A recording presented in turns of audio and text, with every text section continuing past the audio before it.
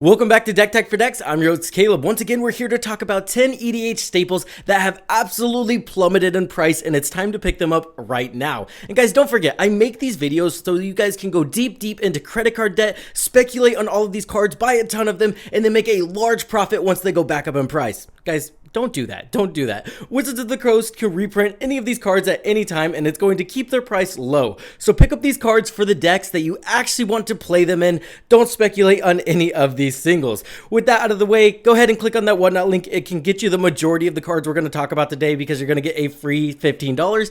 Additionally, for all of the cards that are too expensive and the ones we're not going to be talking about today, you can use Tolarian Library Proxies and code DT4D to get 10% off. Last but not least, if you guys would like, comment, and subscribe. It really helps me out, and to show my appreciation for you guys liking, commenting, and subscribing, I will be replying to all the comments in the comment section down below. Now let's get right into these white staples that we're going to be talking about today. We're going to kick it off by talking about Adeline Resplendent Cathar. This is a card that consistently rises above $10 every time it goes a while without a meaningful reprint, just because of how versatile it is and the amount of decks you want to put her in. She's a 3 CMC legendary creature human knight that has vigilance, and her power is going to be equal to the amount of creatures you control. So this card gets massive quickly because she also is going to generate a massive board state whenever she attacks. Whenever she attacks, for each opponent, you get to create a 1/1 white creature token that's tapped and attacking that player or planeswalker that player controls. So right out of the gate, you're getting 3 creatures per combat, and she hits like an absolute truck.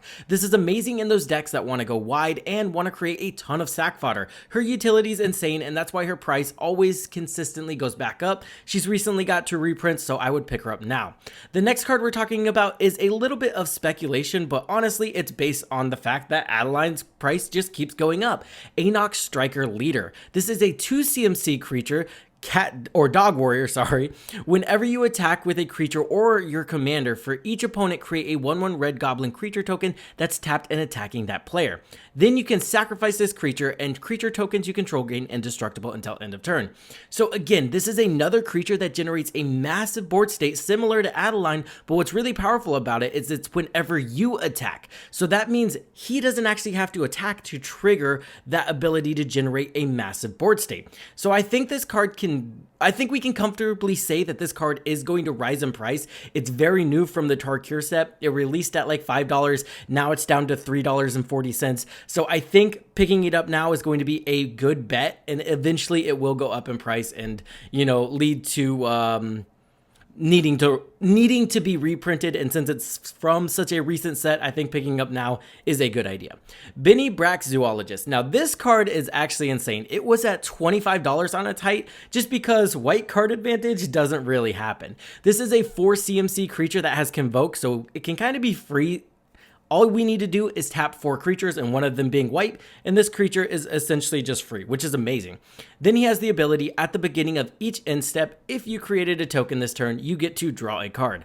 So we're looking at mono white card advantage, and any other deck that consistently makes tokens on other people's turns, this guy's going to be very powerful in, because if we trigger him on every opponent's turn, we're drawing upwards to 4 cards a rotation, which is extremely powerful, especially again if we're talking about a mono white strategy. Damning Verdict just got a reprint in the Final Fantasy set. This is a 5 CMC card that says destroy all creatures with no counters on them. Now, this card has been as high as $25, and you can now pick it up for $3.89. Having board wipes that are one-sided is extremely powerful. We all know Cyclonic Drift is an extremely busted card. This isn't Cyclonic Rift, but sometimes it can feel like a Cyclonic Rift if you're playing in a 1/1 counter strategy. So using those one-sided board wipes are amazing, and 1/1 counters are extremely easy to abuse this card because it's not hard to put a 1/1 counter on every single creature on your side of the board.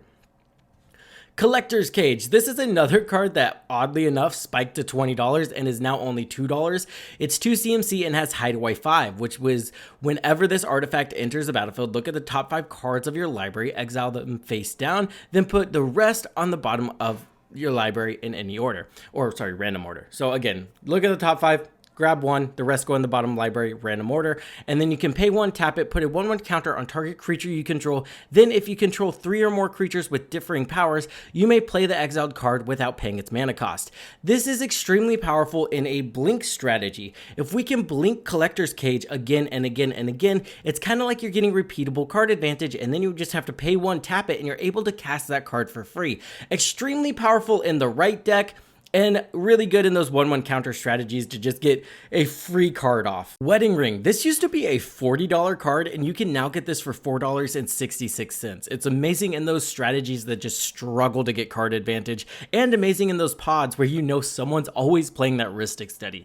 It's a 4 CMC artifact that says when Wedding Ring enters the battlefield, if it was cast, target opponent creates a token that's a copy of it. Whenever an opponent who controls an artifact named Wedding Ring draws a card, their turn, you get to draw a card.